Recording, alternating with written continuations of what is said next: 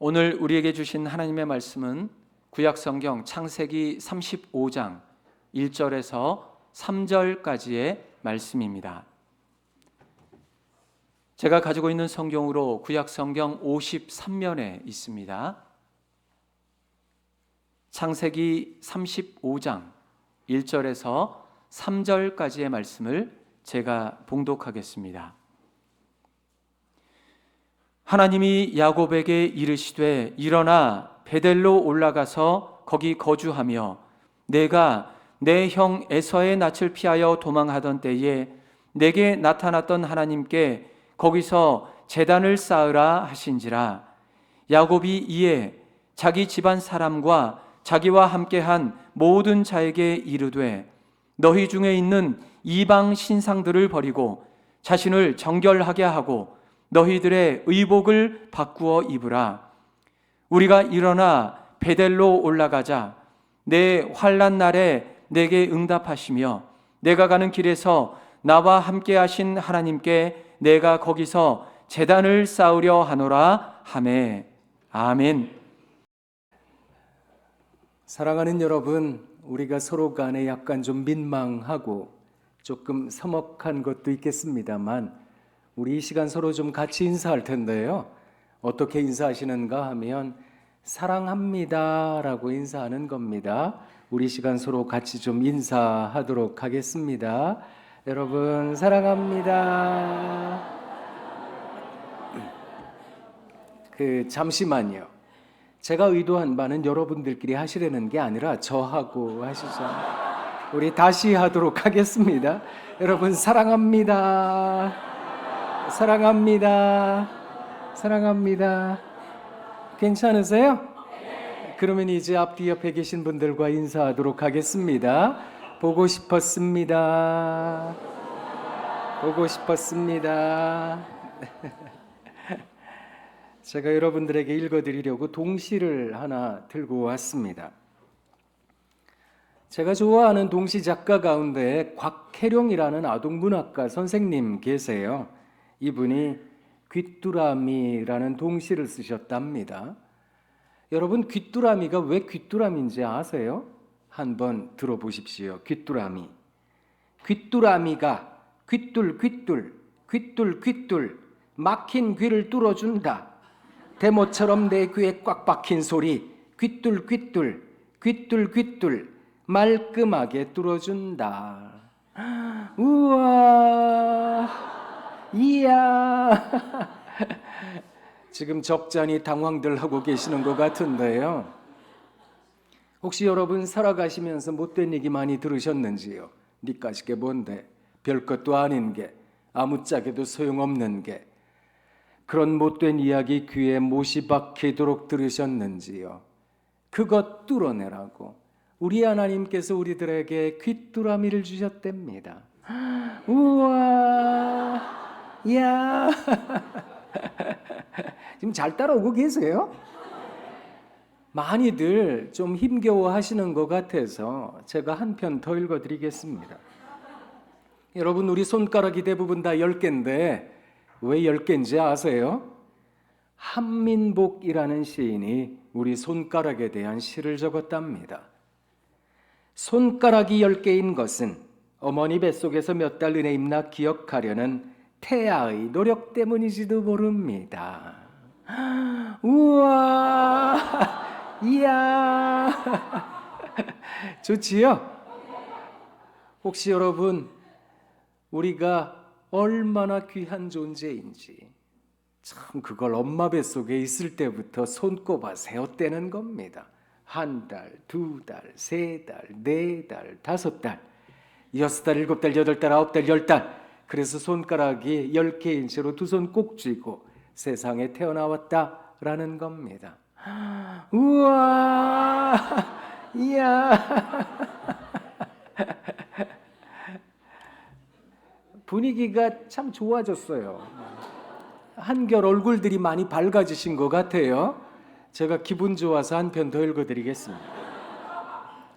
김기현이라는 아동문학가 선생님이 계시는데 이분이 비 오는 날이라는 동시를 쓰셨답니다. 들어보세요. 후두둑 후두둑 작은 물방울 글씨로 촉촉이 답안지를 가득 메워 주룩주룩 주르륵 여기도 동그라미 저기도 동그라미 채점을 한다. 비 오는 날은 여기도 100점 저기도 100점 틀린 곳 하나 없이 사방이 동그라미 모두가 100점이다.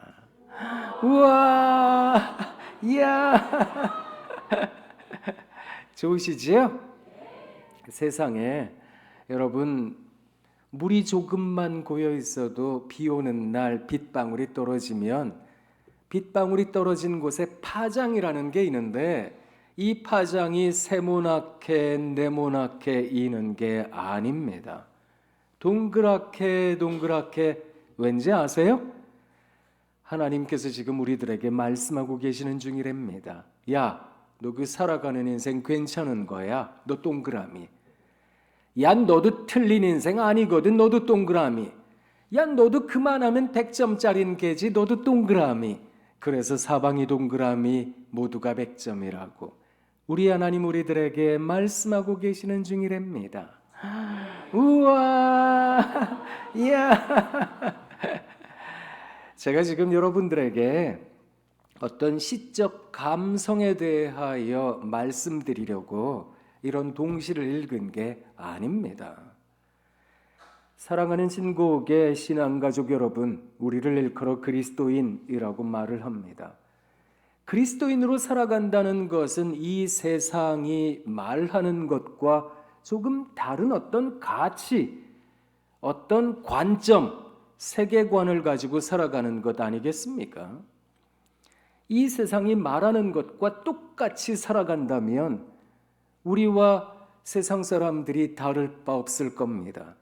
그런데 우리가 하나님 믿으면서 한 가지 다짐한 게 있습니다. 하나님, 제가 믿는 사람 되겠습니다. 제가 신앙인 되겠습니다.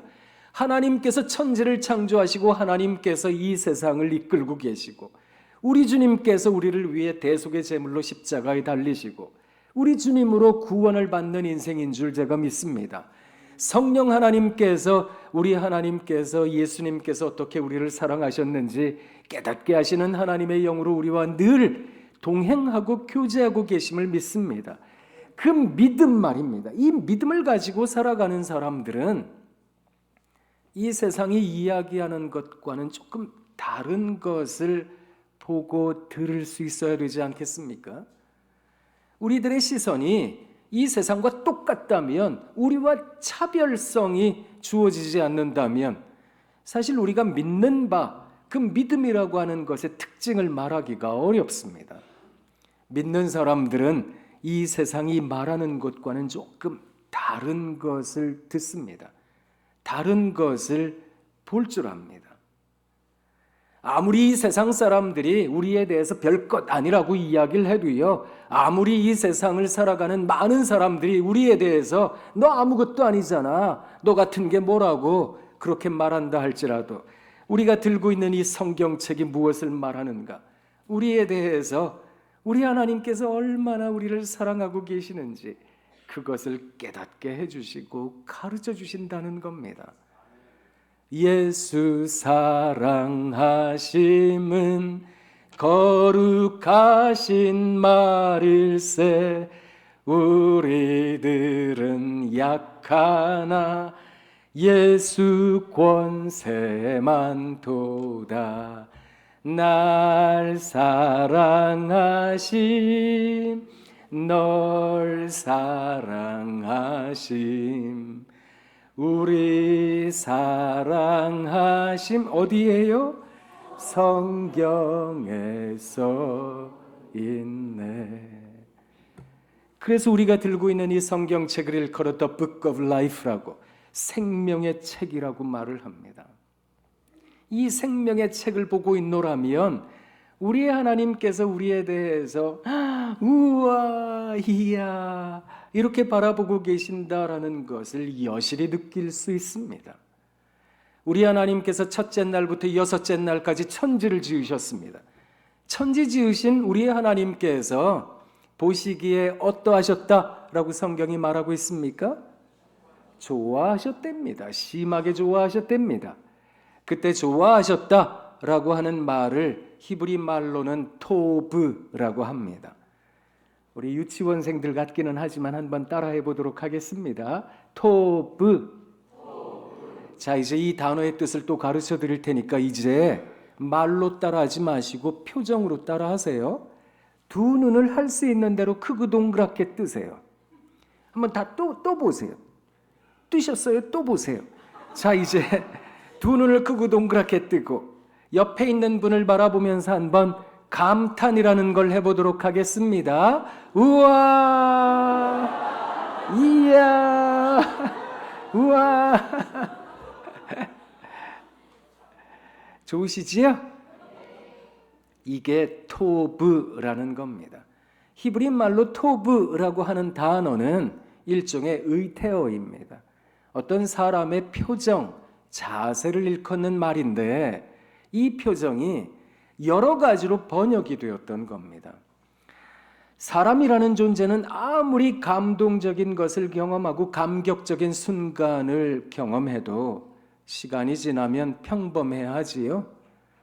평범한 것에 또 시간이 켜켜이 쌓이면 대부분 지겨워들 합니다. 사실 지겨워진 모든 것들은 원래는 감동이 아니었던가요? 우리는 그것을 잊어버리고 잃어버릴 때가 참 많습니다. 그런데 우리 하나님께서는 우리에 대해서 그 감동을 잊어버리지 않으신다는 겁니다. 이스라엘 백성들이 아무리 각기 제갈 길로 가고 패역하고 반역하고 하나님 앞에서 나쁜 짓을 한다 할지라도 그들이 돌이키기만 하면 우리 하나님 그리 말씀하셨습니다. 내가 다시 너희 하나님 될 거다. 너희는 다시 내 백성 될 거야. 우리 새 언약을 맺자.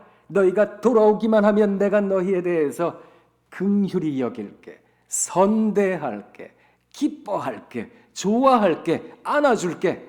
여러 가지로 성경에 번역이 되어 있는데 히브리 성경 원문을 읽어보면 모두 다 토브입니다. 우리 하나님께서는 우리에 대해서 우와, 이야. 제가 한 가지 깨달은 게 있습니다. 우리 하나님께서 우리를 흙으로 지으시고 코에 생기를 불어넣어 주셔서 우리는 살아있는 존재가 되었습니다. 근데 이 세상을 살아가다가 보면 살아있는데 죽은 것처럼 느껴질 때가 있습니다. 아니, 죽고 싶을 때도 있더라라는 겁니다. 그런데 우리를 살리기 위해서 우리 하나님께서 우리들에게 성경책 주셨습니다. 성경을 읽을 때마다 우리 하나님께서 우와, 이야, 그걸 바라보고 있는 우리가 생명을 얻더라는 겁니다. 이게 왜 그런지 아세요? 상담학자도 사회학자도 교육학자도 공히 말하는 것 가운데 하나가 있습니다. 그게 뭔가 하면 사람이라는 존재는 사람과 사람 사이에서 자신을 결정짓더라라는 겁니다. 이게 무슨 말인가 하면 아무리 별것 아닌 인생이어도 옆에 있는 사람들이 이야 대단하다고 투썸즈업이라고 엄지손가락 치켜 세우며 대단하다 그래 보세요. 그 별것 아닌 인생을 극대화시키고 살아갑니다. 아무리 대단한 재능을 가지고 있어도 옆에 있는 사람들이 니까짓게 뭔데 별것도 아닌 게 그래 보세요. 그러면 그 대단한 재능을 땅에다가 묻은 듯 두고 삽니다. 사람이 그런 존재거든요. 사랑하는 여러분, 우리가 살아가는 인생의 여정에서 내가 사랑하는 사람들, 내 배우자, 우리 아이들, 가족, 우리가 만나는 사람들에게 생명을 주고 싶으세요? 그렇다면 우와, 이야. 왜냐하면 우리 하나님께서 그렇게 우리를 사랑하고 계신다라는 겁니다. 한참 전 이야기이긴 하지만 제가 속한 상담학회에 제가 회장을 할 때였습니다. 서울소년원의 원장님께서 오셔서 우리 아이들에게 시를 좀 가르쳐 주세요. 제가 그 말씀 듣고 웃었습니다. 아니, 걔네들이 뭔 시를 씁니까? 이런 생각을 했거든요. 왜냐하면 소년원에 있는 아이들은 대부분 9호, 10호 판정받은 아이들입니다. 1호부터 10호까지가 있는데 9호, 10호가 제일 큰 범죄를 저지른 겁니다. 그 아이들이 무슨 시를 쓸까요? 근데 저희 학교에 시 치료하는 선생님들이 여러 분 계셨습니다.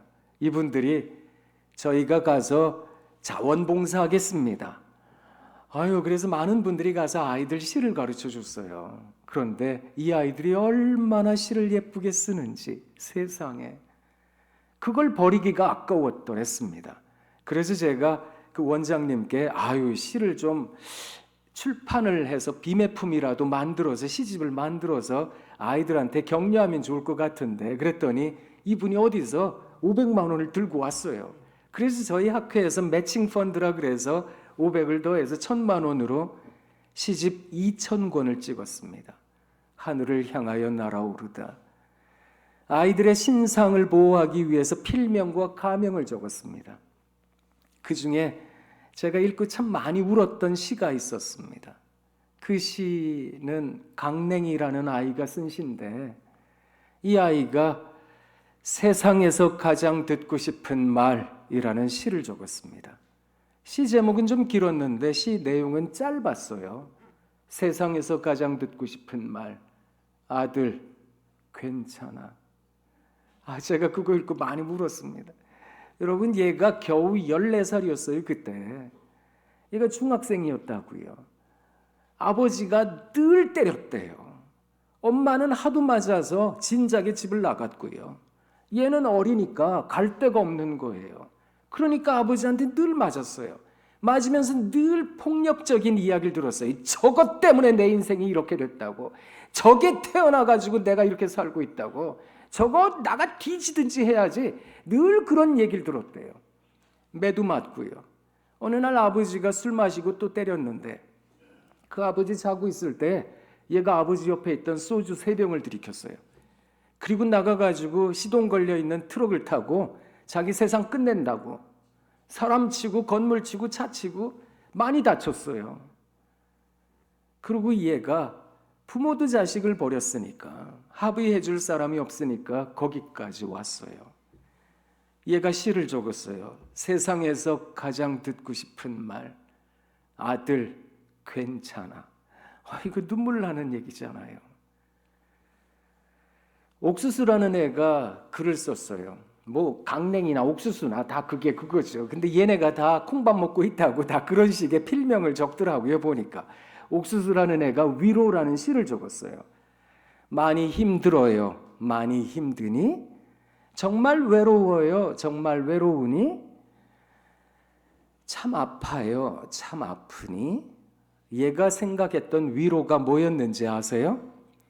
부모님, 선생님, 정답 주려고 하지 마세요. 그냥 제가 말한 거 되물어만 봐줘도 위로가 돼요. 그 얘기했던 거거든요. 근데 사실 정답 주는 부모님도 훌륭하신 거예요. 왜냐하면 대부분 뭐라 그러세요? 애들이 저 힘들어요. 그럼 뭐라 그러세요? 네가 힘들어? 네가 힘들면 나는 벌써 죽었겠다. 내가 너한테 뭐 돈을 벌어 그러니 너한테 직업을 가지라 그러니 넌 그냥 공부나 하라고. 공부나. 어떤 애들은 공부가 세상에서 제일 쉬웠대더라. 막 쏟아지잖아요. 정말 외로워요. 뭐라 그러세요? 이게 호강이 받쳐 똥 싸고 앉아 막 험한 얘기가 막 쏟아지잖아요. 사실 아이들이 위로받기가 어려운 세상이거든요. 사랑하는 여러분, 어쩌면 이 세상의 가치, 이 세상의 잣대, 이게 진짜로 중요하다 여겨질 때가 많거든요. 그래야 내가 세상 살면서 좀 대접도 받지. 그래야 내가 세상 좀 떵떵거리고 살지. 그런 생각도 드는 거 우리 다 그런 생각을 합니다. 한참 전이긴 하지만 저희 애들 어렸을 때 제가 한 교회를 갔는데 장로님 한 분이 저한테 자랑하셨어요. 품에서 지갑을 하나를 딱 꺼내시더니 노란 카드 딱 보여주시면서 그걸 골드 카드라고. 목사님, 이거 우리 아들이 나한테 줬는데 아버지 이거 가지고 가서 뭐 자시고 싶은 거 있으면 드세요. 그거 사 드세요. 뭐 사고 싶은 거 있으면 사세요. 했다고. 저 그거 좀 부러웠어요. 집에 와서 저희 어린애들 보면서 얘네들은 언제 커서 나한테 그런 거 주나 이 생각했거든요. 우리가 살아가면서 이 세상의 기준에 현혹될 때가 진짜로 많이 있더라라는 겁니다. 오늘 성경 말씀을 보면 창세기 35장 1절에서 3절 이 부분이 어떤 말씀인가 하면 야곱 가족이 지금 큰 일을 당하게 생겼습니다. 위험에 빠진 겁니다. 사실 야곱이라는 사람은 우리가 잘 알고 있다시피 이 사람은 얼마나 재빨랐던 사람인지, 이 사람은 머리가 비상했던 사람이거든요. 그러니까 온갖 계략과 계책, 모략에 있어서 탁월했던 사람입니다. 그러니까 형 에서의 장자권을 뺏기도 하고 삼촌 라반에게 가서 그 하란 땅에서 큰 부를 축적하기도 하고, 형 만난다고 에서 만나러 갈 때도 머리를 썼어요. 자기 혹시 다칠까? 그런 생각이 들어서 때를 두 때로 나눠서 앞에 먼저 다 보내고 자기는 맨 뒤에 가서 어떻게 되나 봤던 사람이거든요. 근데 세상에 이 사람이 야복 나루터에서 주의 천사와 씨름을 했습니다. 그러다가 환도뼈가 탈골되는 중상을 입었거든요. 그곳에서 브니엘이라 하나님의 얼굴을 내가 만났습니다. 그 명칭을 정하기는 했지만 그 뒤로 이 사람 저는 인생이 되었습니다. 예전에는 빨리 뛰어다니고 어떻게 하든 내가 이렇게 해서 내가 어떻게 그걸 가져야지, 내가 저걸 쟁취해야 될 텐데 이렇게 생각했던 사람이었는데 이 사람이 이제 빨리 달릴 수 없는 사람이 되었습니다. 그런데 큰 일이 났습니다. 자기 딸 디나가 봉변을 당했습니다.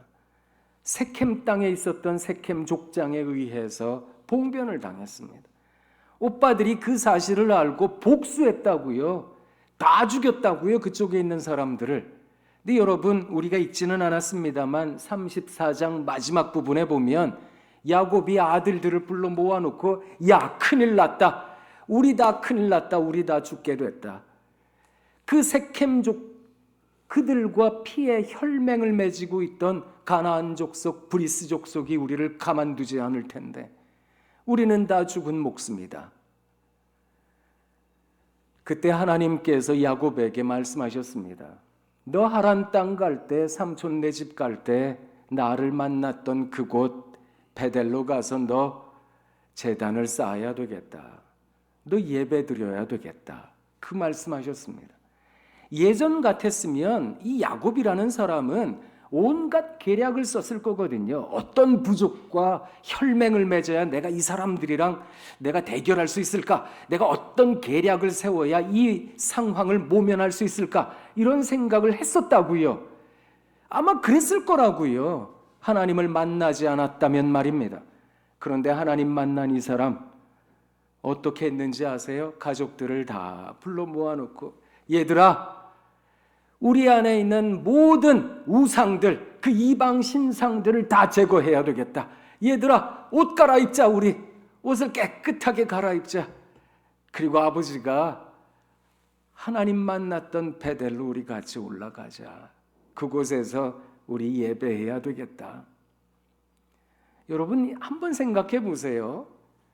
아니, 우상을 없앤다고 복수를 안 받습니까? 아니, 옷 갈아입는다고 사람들이 안 쫓아옵니까? 아니, 예배 드리러 간다고 뭐 달라질 일이 있겠습니까? 상식적인 수준에서 생각해 보면 이런 답변을 내놓는 것은 말도 안 되는 거거든요. 어떻게 하면 이 상황을 모면할 수 있을까? 그거 생각하는 거 우리가 아니겠습니까? 힘든 일 당하면 당장 통장부터 확인합니다. 얼마 있나? 전화번호부 확인합니다. 누구한테 전화해야 되나? 그런데 야곱이라는 사람이 세상에 이것을 결정했다는 겁니다. 여러분, 말씀을 보면 35장 5절입니다. 우리가 읽지는 않았습니다만 놀라운 사건이 적혀 있습니다. 그들이 떠났으나 하나님이 그 사면 고울들로 크게 두려워하게 하셨으므로 야곱의 아들들을 추격하는 자가 없었더라. 사랑하는 여러분, 우리가 세상 살아가며 모든 것이 막혔다, 모든 것이 끝났다 하는 시점에 하나님을 찾는 신곡교회 신앙 공동체가 되시길 부탁드립니다. 하나님께 예배하게 된다면 그때부터 우리 하나님께서 개입하신다는 겁니다. 하나님께서 하나님의 일을 하실 거라는 겁니다. 그런 점에서 어쩌면 우리가 그동안 바라봤던 것, 그동안 내가 중요하게 여겼던 것, 내가 이걸 어떡하든 내가 가져야 되겠다고, 내가 저걸 어떡하든 내가 살아야 되겠다고 생각했던 것, 그것을 내려놓고 하나님을 바라봅니다. 내 안에 주여 소망되소서. 주 없이 모든 일 헛되어라. 밤이나 낮이나 주님 생각, 잘 때나 깰 때 함께 하소서. 하나님, 제가 이제 잠자리에 들고 제가 이제 눈을 떠서 살아갑니다. 하나님, 살아있을 때나 죽을 때나 병들 때나 건강할 때나 부할 때나 가난할 때나 그저 하나님 중심으로 살아가게 하십시오. 그 하나님만 바라보고 살게 하십시오. 그러면 우리 하나님께서 일하신다. 성경이 그것을 가르쳐주고 있는 겁니다. 사랑하는 여러분, 예배한다는 게 무엇인지 아세요? 우리들의 시선을 확장시키겠다는 겁니다.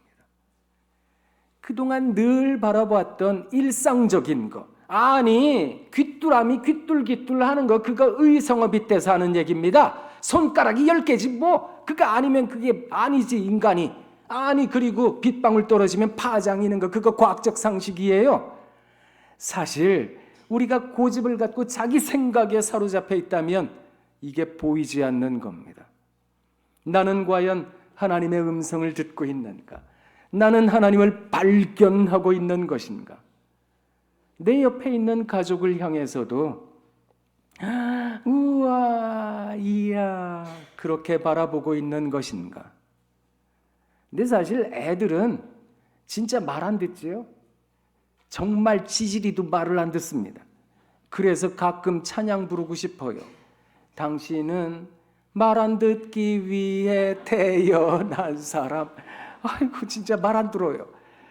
네, 여러분, 그런 내 가족 일상적인 삶에 대해서 시선을 넓혀보는 것, 하나님께서 우리들에게 원하는 예배자의 자세가 아닐까요? 제가 여러분들에게 이제 영상 하나를 보여드릴 텐데요. 이 영상은 어머니의 밥, 엄마의 밥이라는 영상입니다.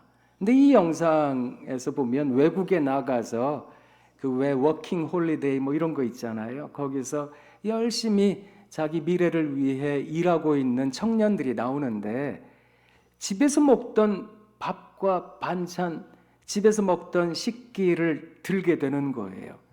한번 이 영상을 보도록 하겠습니다. 꿈을 위해 선택한 낯선 곳에서의 생활. 당연했던 일상들이 사무치게 그리워집니다.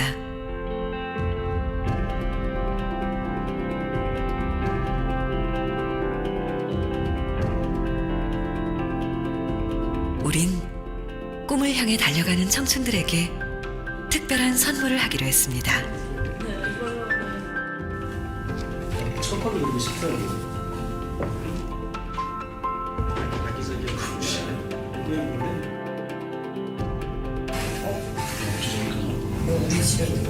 몰래 차려진 밥상엔 엄마가 해주시던 음식이 집에서 쓰던 그릇에 담겨 나왔습니다.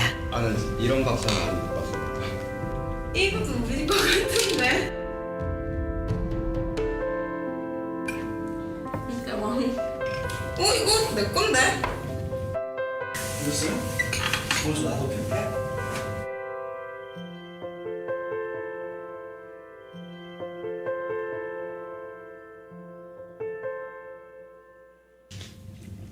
그리고 그 순간 네? 예, 들어오세요. 네. 진아 엄마.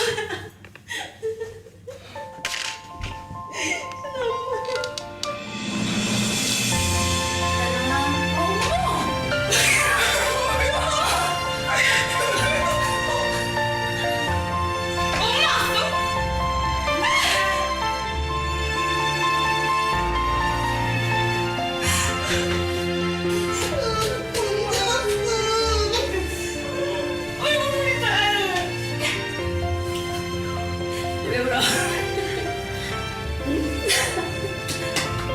아유, 힘들지?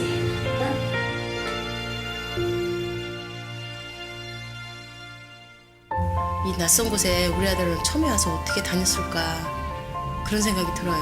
그거 하나만으로도 그냥 저는 대단하다고 생각해요. 네.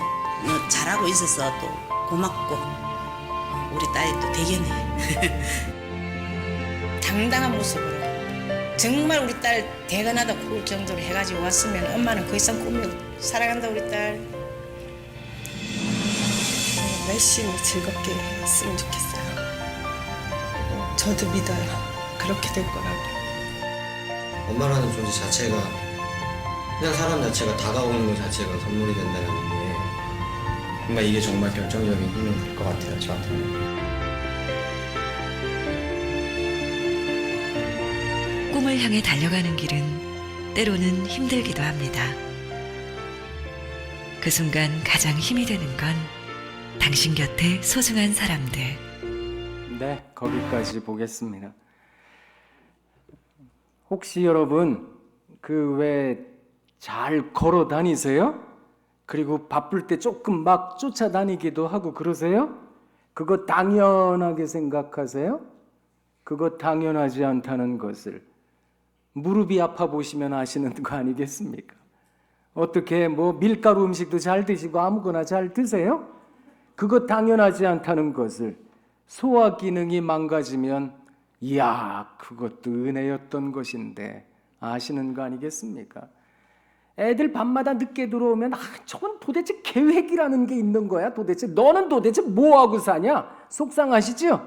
그래도 밤에라도 들어오는 거 그거 기적인 것인데 텔레비전만 켜보세요. 온갖 흉흉한 소식이 막 쏟아지잖아요.